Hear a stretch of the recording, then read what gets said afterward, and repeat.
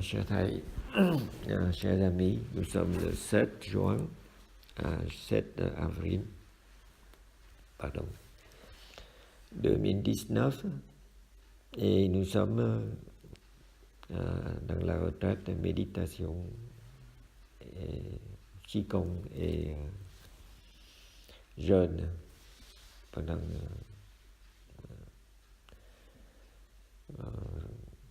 le premier jour.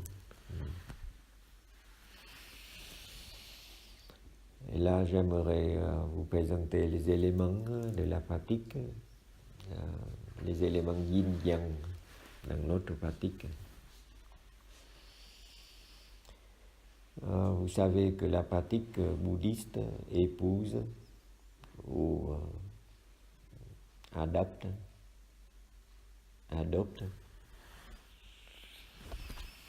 la sagesse locale, la culture du pays où il pénètre. Donc dans la pratique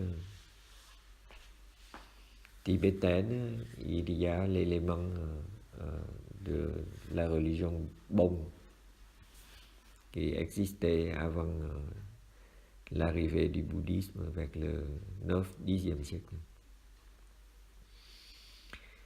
Dans le bouddhisme zen japonais, il y a le culte Shinto qui existait avant le bouddhisme. Et quand le bouddhisme pénètre en Chine, il y a le taoïsme et le confucianisme existaient avant. Donc le bouddhisme revêt certains éléments de la pensée des gens, des pratiquants locaux. Ils ont une représentation cosmique des pensées sur la vie, donc la notion de yin et de yang. Yin-yang se définit par rapport au soleil, parce que le soleil donne de la chaleur, de l'énergie.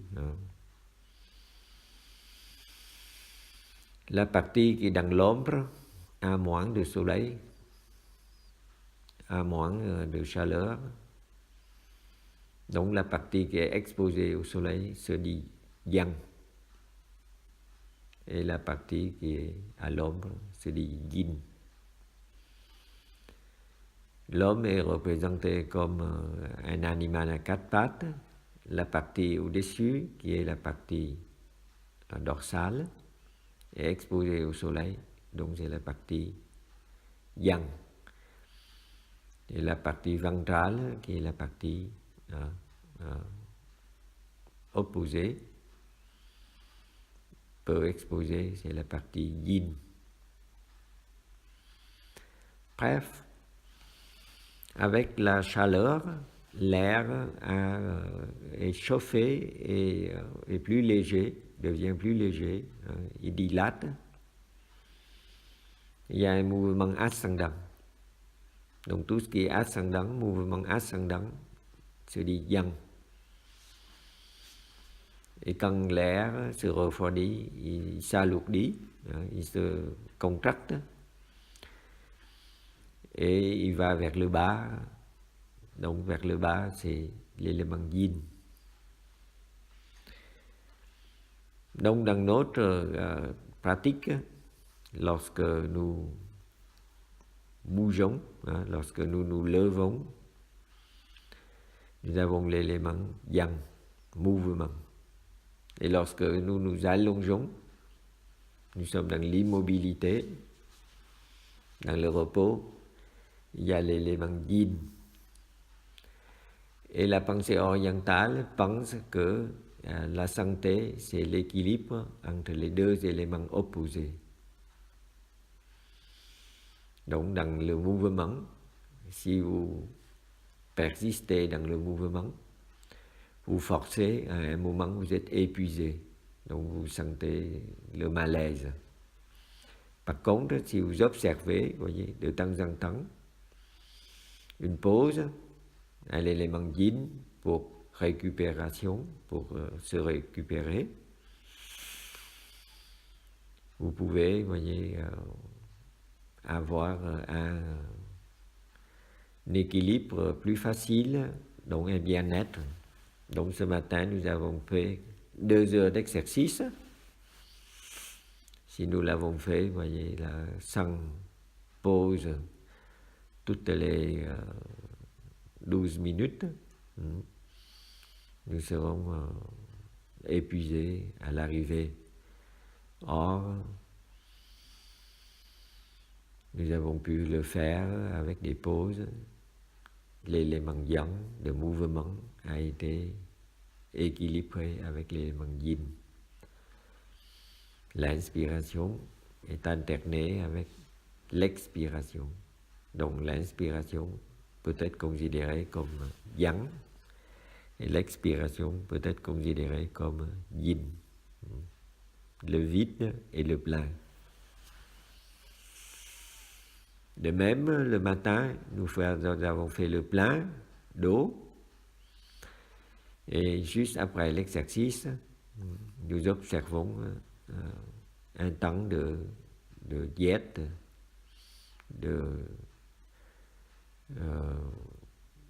d'arrêt de prise de boissons ou alimentaires.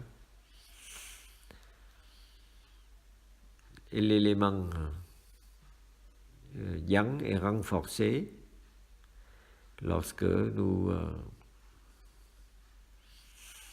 avec l'inspiration, nous apportons l'oxygène qui, avec la combustion, permet la production d'énergie. Et cet élément yang a été renforcé parce que nous savons que le corps est disposé en des muscles externes et internes. Les muscles externes sont surtout aux membres, les bras, les jambes. Et pendant le sommeil, nos muscles externes sont au repos. Et le matin, pour se réveiller, pour donner l'échauffement musculaire, nous avons fait des mouvements de toucher terre. Ces éléments sollicitent notre corps sur des muscles externes, visiblement. Lorsque nous faisons l'effort de nous lever, alors que nous sommes en position allongée, cet effort, d'abord à partir des bras pour élever le corps, puis la jambe pour se mettre debout. Ces exercices sollicitent les muscles externes et au fur et à mesure des exercices, le corps s'échauffe.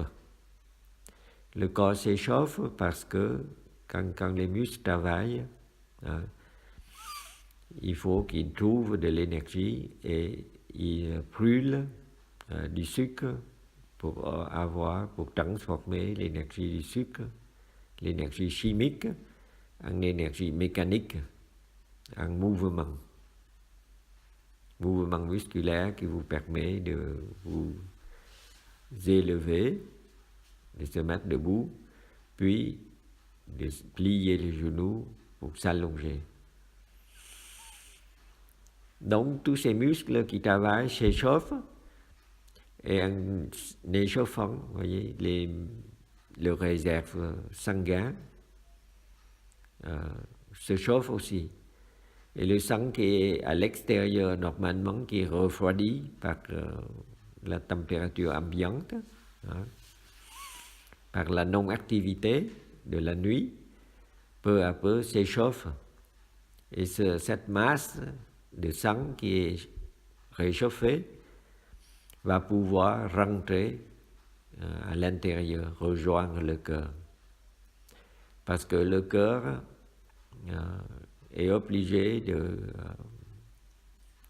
pomper le sang vers le cerveau. Et l'homéostasie a un prix, c'est que le cerveau peut travailler continuellement à condition que ce soit à 37 degrés. À 35 degrés, le cerveau tombe déjà dans le coma. Donc si vous avez un sang qui est froid, parce que la température extérieure est froide durant l'hiver, ce sang qui est froid, à tout prix, doit être séparé du sang chaud qui est à l'intérieur, parce que ce sang risque de faire chuter la température interne. Et on a des cas graves où, suite à une exposition prolongée au froid, le corps est en hypothermie, et en dessous de 37 degrés, température centrale, parce que le corps n'arrive pas à produire suffisamment d'énergie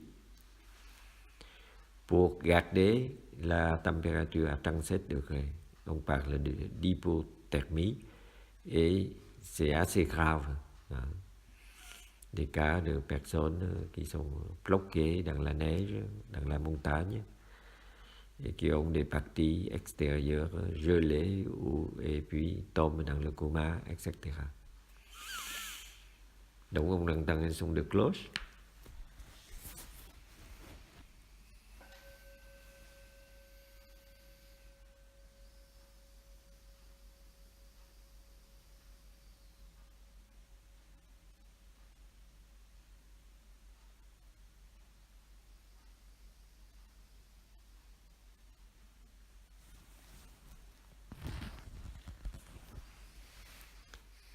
Donc il est nécessaire le matin, vous voyez, si vous voulez avoir plus d'énergie, plus de sang, non seulement boire de l'eau chaude, mais également faire des échauffements, des exercices musculaires pour échauffer la masse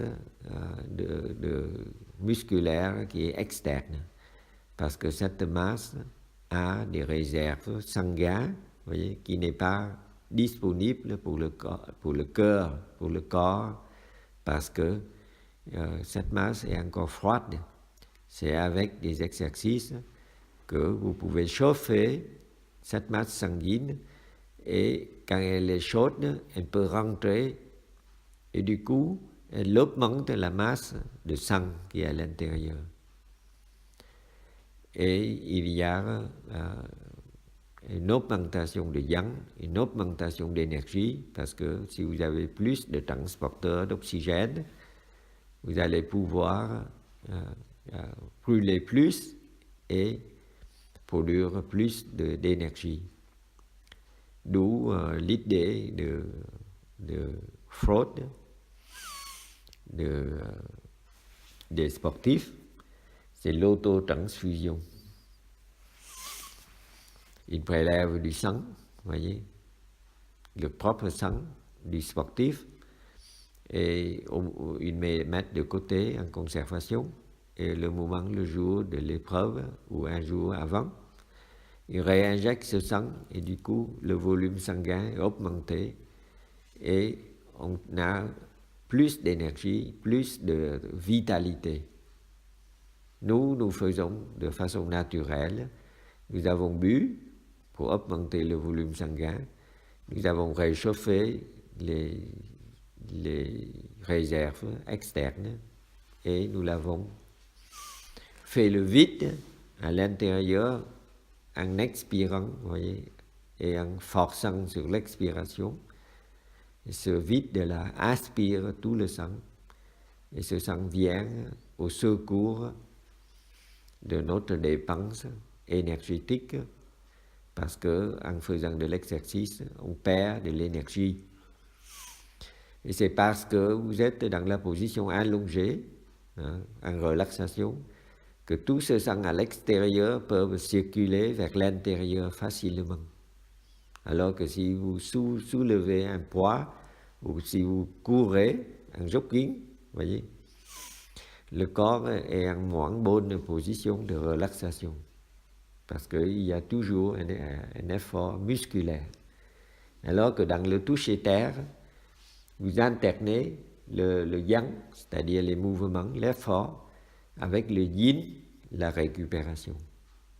Voilà un élément qui permet à des personnes faibles, malades, d'accéder aux exercices physiques qui peuvent augmenter leur énergie vitale.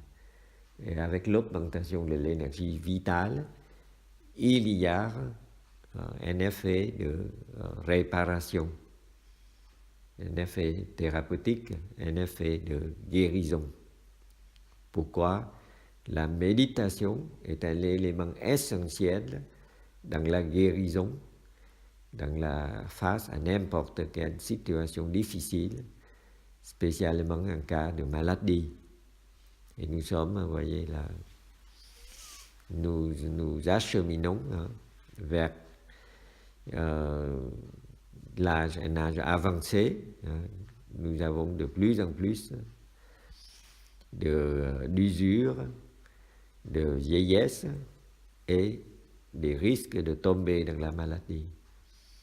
L'exercice physique, la méditation, voyez, combiné avec l'exercice physique, le Qigong, du toucher terre, est un élément positif qui nous permet de récupérer l'énergie vitale qui est encore en sommeil en nous, parce qu'il sommeille, parce que ce sont des réserves de sang qui ne sont pas utilisées habituellement. Ils ne sont pas sollicités, pas mobilisés. Alors que nous consommons énormément avec toute la chaîne d'information, avec les médias, avec les informations, vous voyez, avec les moyens modernes. Nous sollicitons à tout moment nos yeux pour regarder les vidéos, la télévision, le cinéma, les écrans, donc la lecture,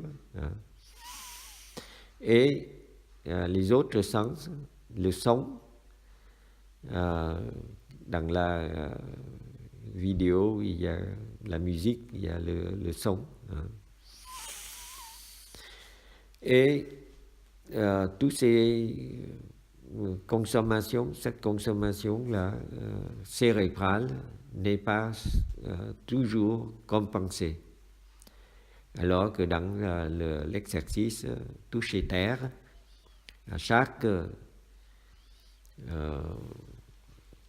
à chaque fois que nous touchons la terre,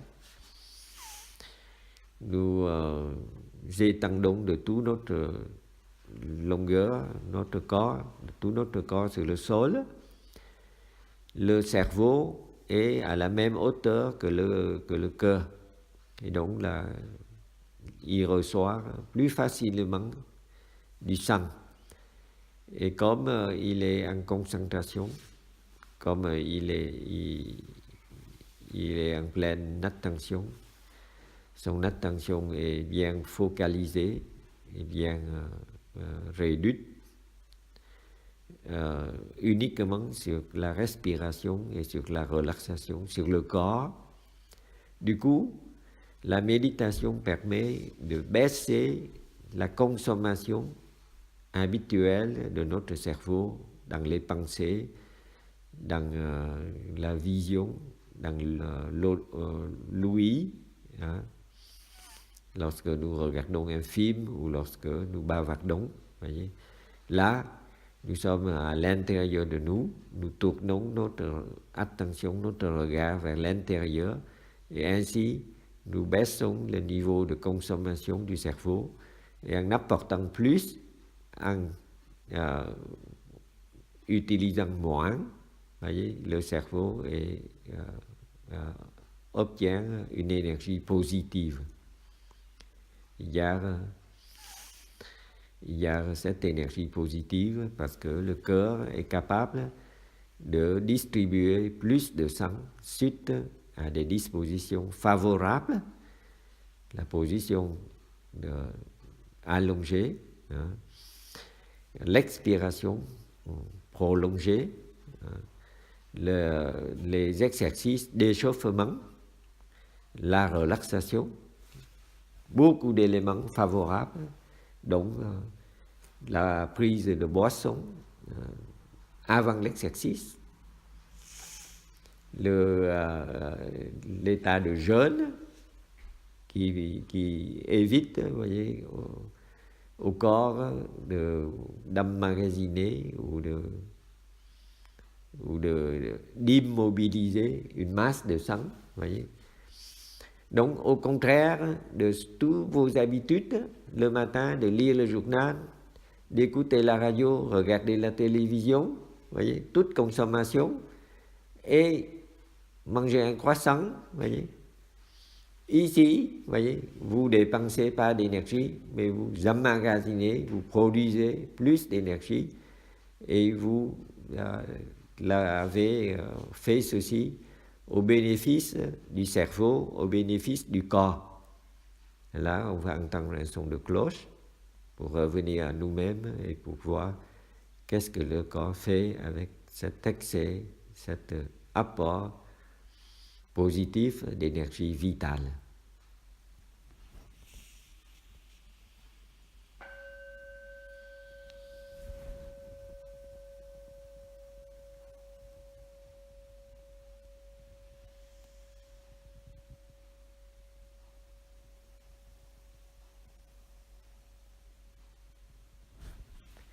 Je rajoute au passage que c'est pendant la diastole, c'est-à-dire pendant que le cœur se laisse remplir, qu'il est ravitaillé, qu'il est nourri. Et donc plus il y a de sang à revenir au cœur, plus la diastole est prolongée. Surtout si vous maintenez une pression négative, voyez, le cœur a plus de facilité d'expansion, de recevoir du sang, et en recevant du sang, le cœur est nourri. Et là, on renforce le cœur en même temps qu'on nourrit le cerveau. On nourrit le cœur, on nourrit le cerveau. Or, le cœur, c'est le moteur de toute notre vie, quoi. Le moteur de notre corps. Si on a un bon moteur, comparaison avec la voiture, ça dure plus longtemps. Préparez-vous à une vieillesse heureuse en faisant de l'exercice de vitalité chaque jour, voyez, en touchant terre, en relaxation et en expiration allongée, prolongée dans la position allongée. Puis, parce que le cœur a de plus en plus de sang à distribuer, voyez, et que vous êtes en relaxation, ce sang circule de l'intérieur vers l'extérieur et vous le sentez, la chaleur, c'est-à-dire le sang de l'intérieur est plus chaud que votre peau, et lorsque ce sang arrive jusqu'à la peau, vous sentez la chaleur. Et quand il arrive sur la peau, voyez, il sollicite les glandes sudoripares et vous transpirez. Vous transpirez plus facilement, voyez, si la température ambiante est chaude. Là, je pense que nous avons transpiré, mais pas à grosses gouttes, mais quand même, vous avez senti la chaleur, c'est-à-dire le sang est bien arrivé à la peau. Or, dans la pensée orientale, le muscle donc le sang, parce que le muscle ne travaille s'il est ravitaillé en sang. Le sang et le cœur, parce que la distribution de sang par le cœur, et puis tout ce qui est musculaire, donc le tube digestif est considéré comme l'élément appartenant à l'énergie chi. Chi, c'est-à-dire la respiration. Dans la respiration, il y a mouvement, hein, mouvement du diaphragme, mouvement musculaire, hein, des muscles respiratoires et échange le sang pour permettre de fixer l'oxygène. Mais l'énergie chi n'est pas seulement l'énergie de la respiration. C'est la faculté, la capacité du corps de transformer cette énergie de combustion en énergie vitale. L'énergie chimique devient l'énergie mécanique, mais elle peut aussi produire, vous voyez là, des molécules ou produire des hormones, produire des éléments, vous voyez, indispensables au fonctionnement du corps. Et du coup, vous voyez que l'énergie chi, ce n'est pas l'énergie de la respiration, c'est l'énergie de transformation. C'est-à-dire, vous avez un élément, deux éléments qui sont le carburant, qui est le glucose, et vous avez le comburant, celui qui brûle en se combinant avec le glucose, l'oxygène et le comburant. Et ça produit de l'énergie. L'énergie vitale permet de donner de la chaleur. Voyez, gardez l'homéostasie, gardez l'homéothermie, gardez la température constante de 37 degrés. C'est des animaux de sang chaud, contrairement à des amphibiens ou des lézards. Ils ont plutôt le sang froid, c'est-à-dire ils se réchauffent avec le soleil, avec la température ambiante. Si la température ambiante n'est pas favorable, ils ne sont pas en activité. Les amphibiens et les serpents, les animaux de sang froid. Donc nous avons, vous voyez, cet élément de chaleur produite par l'énergie chi. Et comme vous avez plus d'oxygène, vous avez augmenté cette énergie du sang, de la respiration, du muscle. Cette énergie est ressentie parce qu'il arrive à la peau. Donc, on dit traditionnellement que l'énergie chi, en augmentant l'énergie chi, vous l'avez, voyez là, nourri l'énergie chan, c'est-à-dire l'énergie de la tête, de l'esprit, du cerveau, l'énergie mentale. Pourquoi la peau représente aussi l'énergie mentale?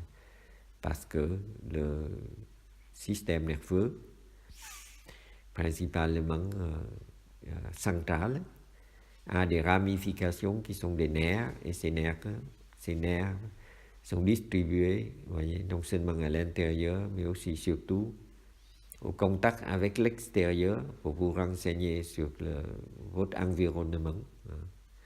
S'il est chaud, s'il est froid, s'il y a du vent, s'il y a la lumière, s'il y a...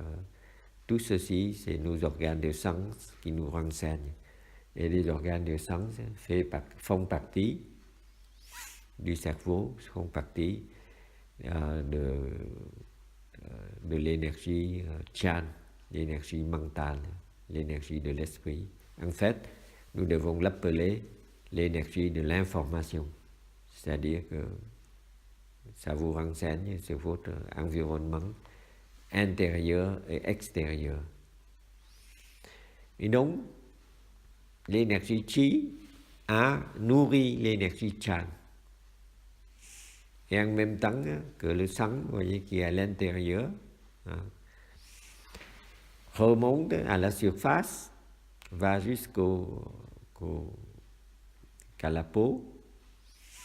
Il y a une descente de l'énergie plus à l'intérieur de nous, parce que cet excès de sang est distribué, voyez, maintenant aussi dans les os, qui sont les parties profondes du corps. Et dans ces moelles osseuses, il y a, on appelle maintenant les cellules germinales. C'est là l'étude très active actuellement de la biologie, de la science, pour stimuler le développement de ces cellules germinales, les stem cells. Parce que ce sont des éléments de renouvellement de nos cellules, de tous les organes. Or, ces éléments sont contenus très profonds dans la moelle osseuse, au moins pour les cellules germinales de la lignée du sang. Or, ces cellules du sang qui sont jeunes peuvent remplacer n'importe quelle cellule du corps. N'importe quel organe du corps peut être remplacé par ces cellules nées des cellules germinales, nées de la moelle osseuse. Donc vous voyez que l'énergie, traditionnellement on exprime ceci par l'énergie Chi, en se développant a pu nourrir l'énergie Qing, l'énergie sexuelle. En fait, il faut traduire par l'énergie de remplacement, parce que l'énergie sexuelle permet le remplacement de l'espèce, mais à l'intérieur de nous, qui peut le plus, peut le moins, vous pouvez faire, voyez, un bonhomme tout entier, vous pouvez faire des pièces détachées. Donc vous pouvez remplacer, voyez, les organes qui sont usés de votre corps par cette énergie Qing, l'énergie du renouvellement. Au lieu de dire l'énergie sexuelle, voyez, il s'apprête à confusion. Et le président Clinton, Kennedy ou DSK ont mal compris, non pas cette notion que du moment où ils ont des responsabilités, du moment où ils travaillent énormément leur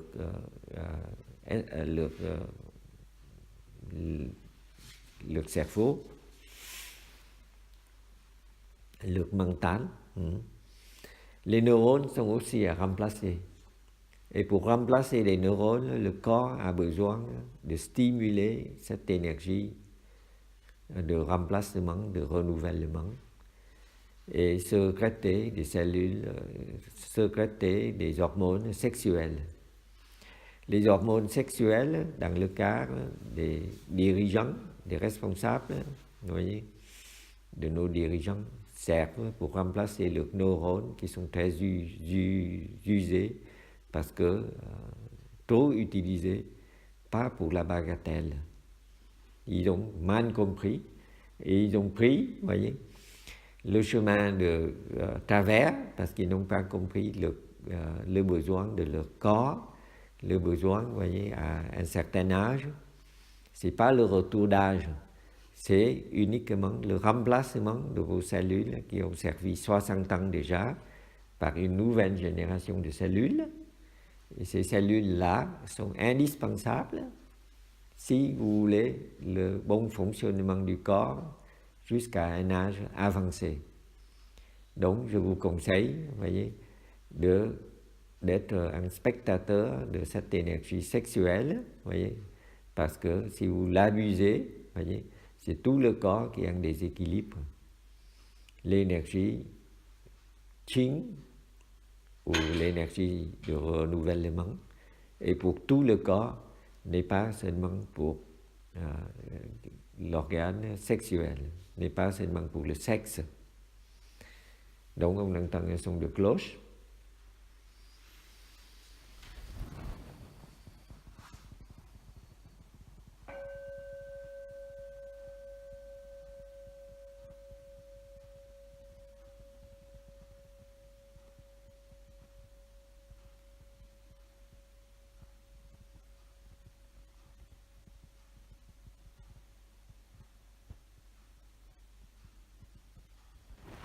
Et nous arrivons ici à un paradoxe qui est découvert par les économistes. Le paradoxe, c'est que si vous ne n'usez pas, si vous n'utilisez pas vos organes, vos cellules, voyez, vos articulations, vos muscles, ils s'usent moins, et comme ils s'usent moins, ils ne seront pas remplacés. À peu près ceci. Plus vous êtes actif dans les exercices, plus vous vous fatiguez, voyez, dans la marche, dans la natation, dans la bicyclette, plus vous rajeunissez votre corps. C'est ça le paradoxe. Si vous voulez conserver, il faut l'utiliser. Pour bien conserver une voiture, il ne faut pas le mettre au garage, pas le mettre à l'immobilité, pas l'immobiliser. Il faut l'utiliser chaque jour. Le corps est pareil. Il ne peut pas être renouvelé s'il n'y a pas, il ne peut pas y avoir de production. Les économistes disent, pas de renouvellement, voyez, du parc, s'il n'y a pas de consommateurs.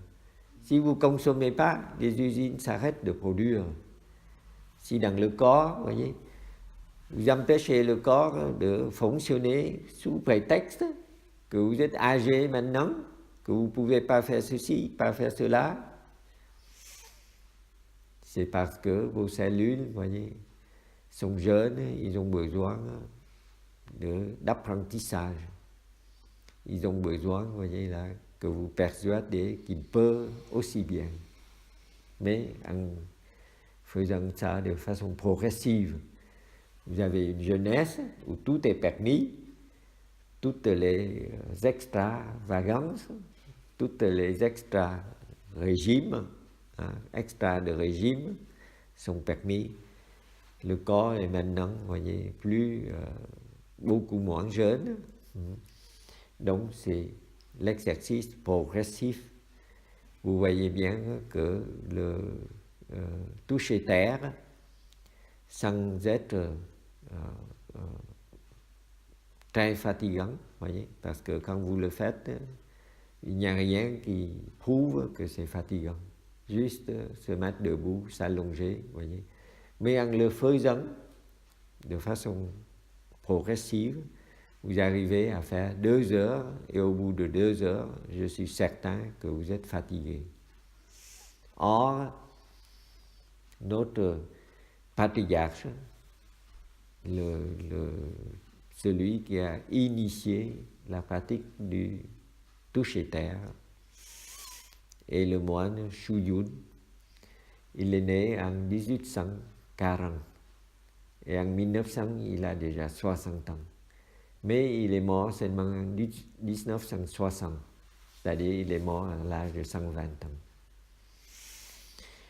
Il a fait des toucher terre par dévotion, pour rendre le mérite, parce que la croyance des pratiquants chinois, c'est quand vous touchez la terre, voyez, vous avez du mérite.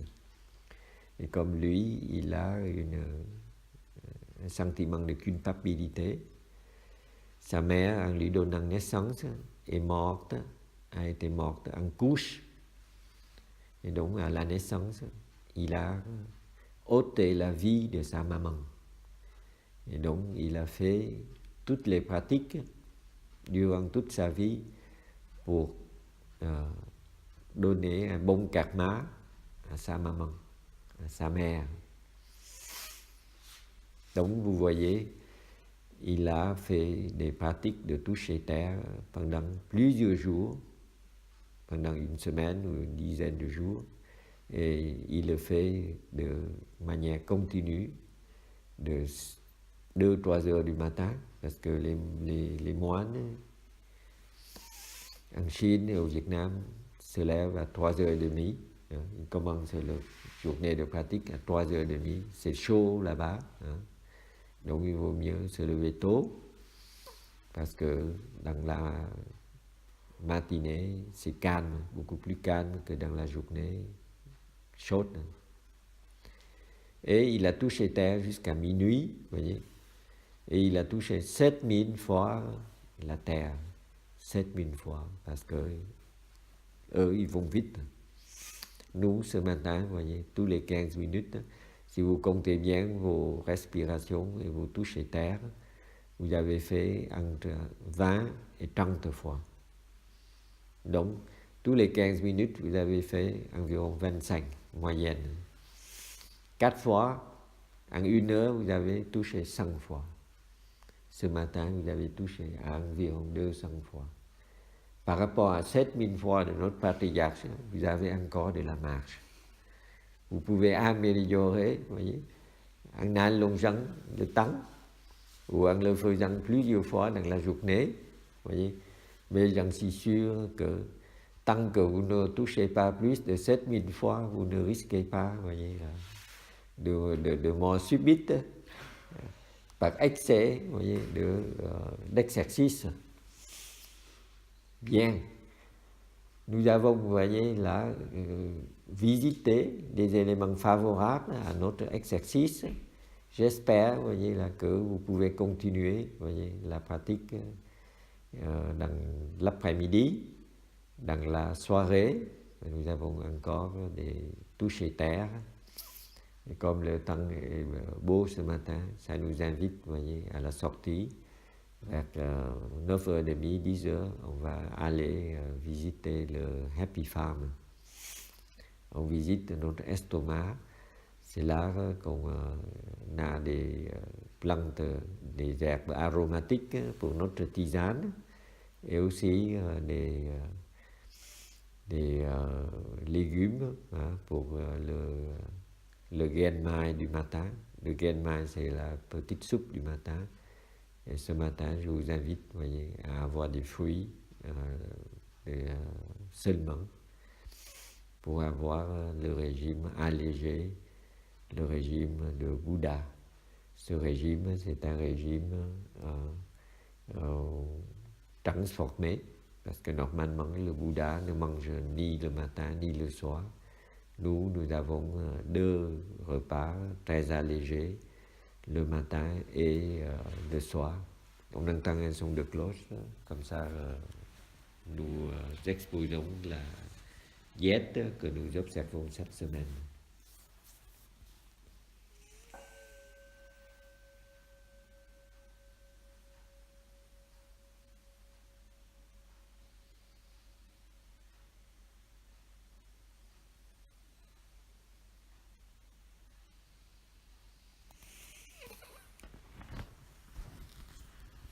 Parmi les éléments, les organes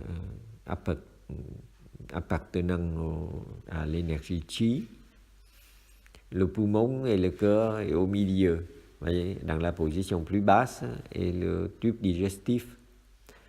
Or, le tube digestif est aussi accumulateur d'énergie, c'est-à-dire que quand vous mangez, voyez, le sang s'y accumule pour la digestion. Or, cette accumulation a un effet, un avantage, c'est quand vous avez beaucoup d'anxiété, voyez, ça travaille trop au niveau mental. Et pour arrêter le mental, vous n'avez qu'une seule chose, c'est lancer le travail digestif pour tirer, voyez, déshabiller Paul pour habiller Jean. Voyez. Vous tirez l'énergie mentale et vous augmentez l'énergie digestive. C'est un mauvais calcul parce que cette énergie n'est pas disponible pour le corps. Il produit des réserves. Il produit, lorsque vous mangez en excès, vous avez trop de réserves, et ces réserves risquent de gêner, voyez, parce que c'est un peu comme quand vous embauchez, voyez, pour une production à l'usine, voyez. Par exemple, l'acier, hein, l'acierie. Et au moment où vous voulez arrêter, voyez, cette acierie, vous allez avoir des mouvements sociaux de protestation. Parce que une fois qu'il est lancé, il veut perpétuer le travail. Il ne veut pas s'arrêter. Et donc, vous avez beaucoup de mal, voyez, à arrêter cette énergie d'habitude, cette habitude, voyez, de bien manger lorsque vous avez une difficulté quelconque dans la journée, voyez. On se donne un bon moment, voyez, pour bien manger, bien boire. Et maintenant, la diète est très difficile parce que tous ces travailleurs qui sont habitués à travailler pour vous dans la digestion n'est pas d'accord pour être mis en chômage. Et nous avons ici une astuce, c'est de boire beaucoup, voyez, et de s'exercer beaucoup, c'est-à-dire que l'énergie ne sera pas uniquement digestive, mais ce sera réparti dans tous les muscles. Et quand vous êtes fatigué, vous avez moins faim, voyez, parce que le corps a des réserves énergétiques, a du sucre, du glycogène dans les muscles. Donc quand vous travaillez les muscles, vous alimentez en sucre sans passer par le tube digestif, sans passer par la prise alimentaire. Hein. Mais vous pouvez aussi, voyez, là, avoir un régime plus riche en fibres. Donc nous avons beaucoup de légumes. Au repas du soir, ce sera une soupe de légumes avec la salade s'il le faut. Et à midi, nous avons aussi la salade et nous avons un fricassé d'ortie, hein, c'est-à-dire beaucoup de fibres. Et le matin, voyez, parce que vous avez faim, on peut donner directement, voyez, le sucre au cerveau en ayant des fruits. Les fruits donnent du sucre, mais du sucre dilué dans l'eau, dilué dans le fruit. Il est beaucoup moins riche en sucre que les céréales. Les céréales, c'est du sucre, mais en réserve, très riche pour les graines des plantes céréalières. Hein. Or, le fruit, c'est du sucre, mais dilué. Donc, vous pouvez manger, voyez, certains fruits qui sont moins sucrés que d'autres. Par exemple, ici, nous vous proposons, voyez, d'avoir une orange, mais seulement une demi-banane, parce que la banane est plus riche en nutriments.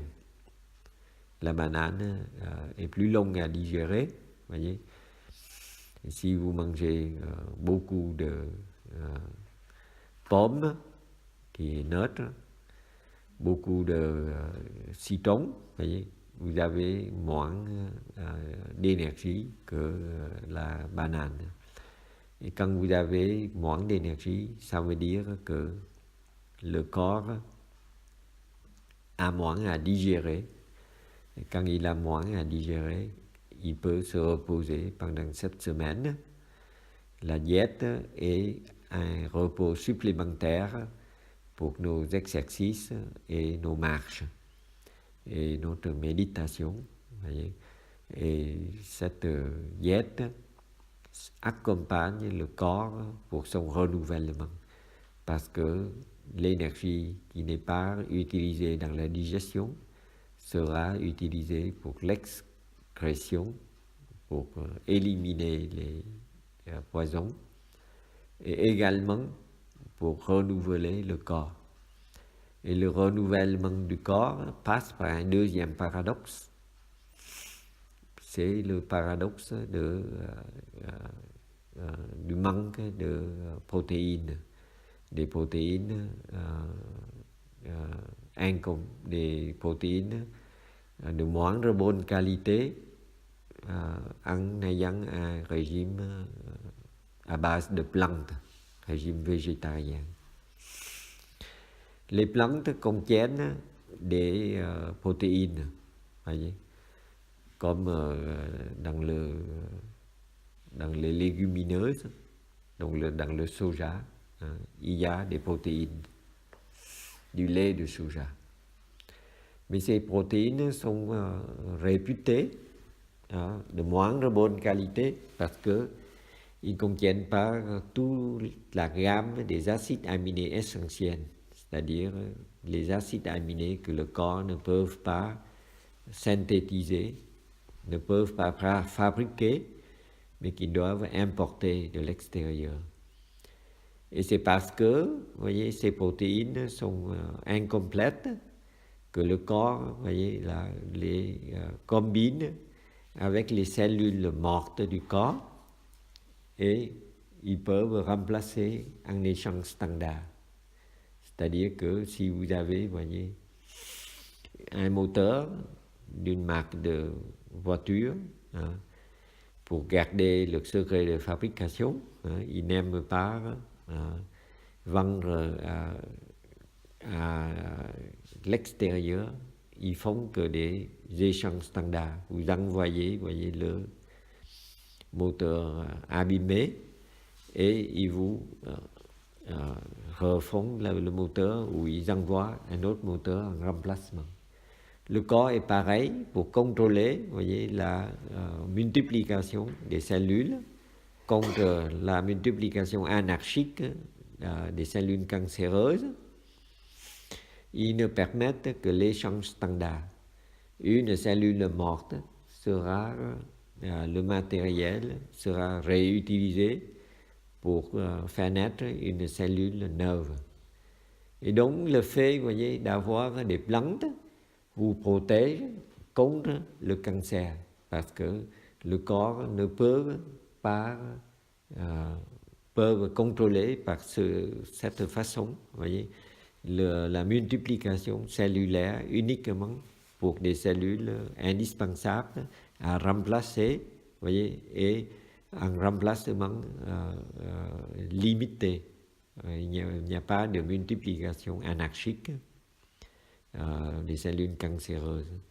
Et en deuxièmement, c'est parce que vous mangez pas de protéines animales, voyez, qu'il n'y a pas de digestion au niveau digestif, pas de digestion centrale. Cette faculté, cette capacité de digérer, voyez, est transportée et déplacée vers la digestion des cellules au niveau là, des articulations, au niveau des muscles extérieurs. Il n'y a pas de digestion centrale, mais il y a digestion des cellules usées, de vos cartilages usés, de vos tendons usés, et c'est parce qu'ils sont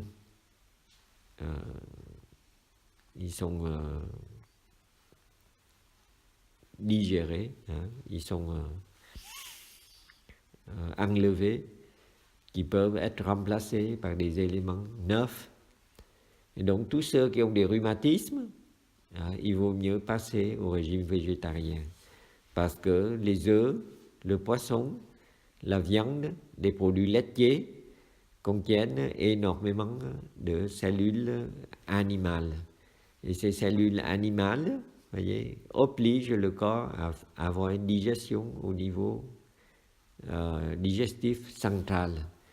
Et du coup, le corps est rassasié en besoins protéiniques et il ne cherche pas à digérer vos cellules musculaires usées ou vos tendons usés. Hein.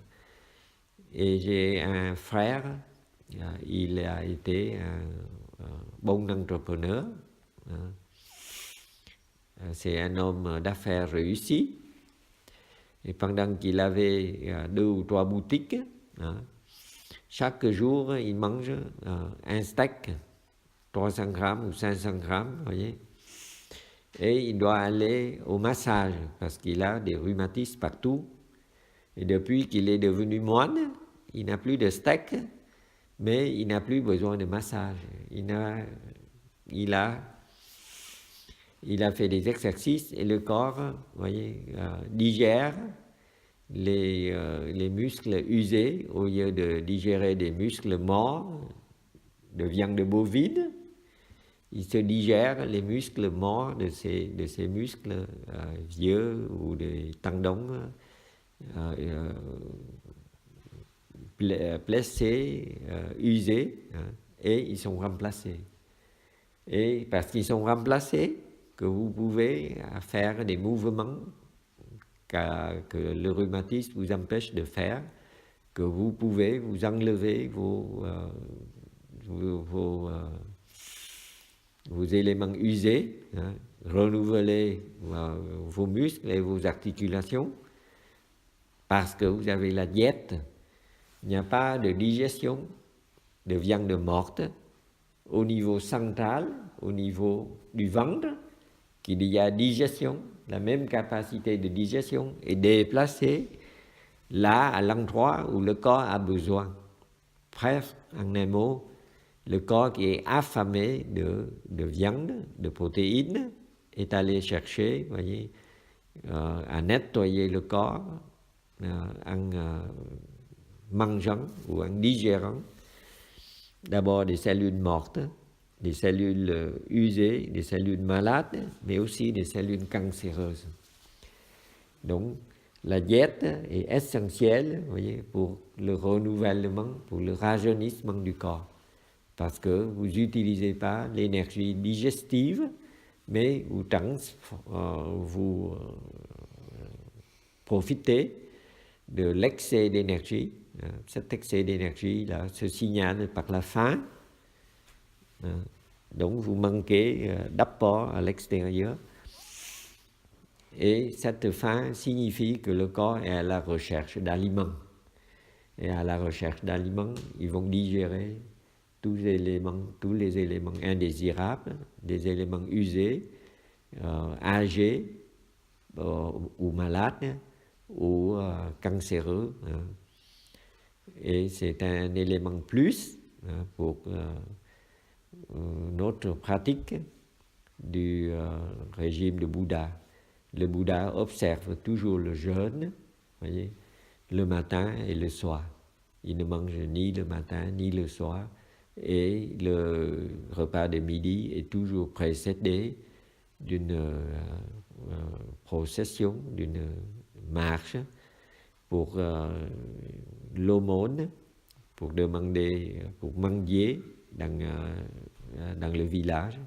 Il va à toutes les maisons du village, voyez, qui s'étendent sur des kilomètres, avant de rassembler assez de nourriture pour le midi. Et il mange une fois dans la journée. Le reste du temps, il met le tube digestif au repos. Et donc toujours l'exercice avant le repas. Voyez? Et nous allons faire de même. Nous allons avoir une marche méditative et nous avons un régime très allégé le matin. Ça consiste en fruits, hein, et le soir avec une soupe de légumes. Et cette diète-là, voyez, contrairement à la crainte de la majorité, hein, tout le monde craint qu'il n'y a pas assez de protéines, assez de nourriture. Nous disons que nous avons suffisamment de réserves à l'intérieur de nous, et pour que ces réserves soient de meilleure qualité, il faut les utiliser. Et c'est un peu comme votre congélateur. Si vous ne mangez pas des produits congelés, vous allez avoir vos réserves, vous voyez, périmées. Donc, consommez vos réserves pendant que vous n'allez pas acheter des produits frais, voyez, mais conserver des produits en trop, en excès chez vous n'est pas une bonne pratique. De même dans le corps, voyez, utiliser vos réserves permet de les enrichir, de les renouveler et de donner une vitalité supplémentaire parce que vous n'êtes pas obligé de digérer avant de disposer de votre énergie. Votre énergie est disponible en vous sous forme de réserve. Il suffit de les solliciter à travers nos exercices respiratoires et nos exercices de Qigong. Merci de votre attention, une longue attention, un long effort suite à 2 heures d'exercice. Je sais que c'est difficile pour vous.